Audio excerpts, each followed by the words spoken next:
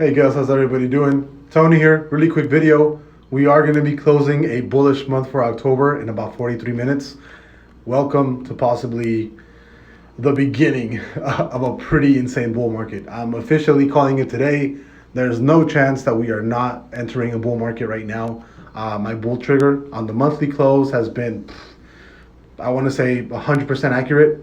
I'm 100% confident that we're going to keep moving up from here. You might see, price kind of trail down a little bit, anything like that. But historically, when we close a bullish month, that means that we're going to keep running hard from right here. And I'm pretty confident that we're going to, this is that as of 42 and a half minutes from now, we are officially going to start the real bullish, bullish cycle on the monthly, which means that we're officially going to be in another bull market, or in another more so parabolic bull market.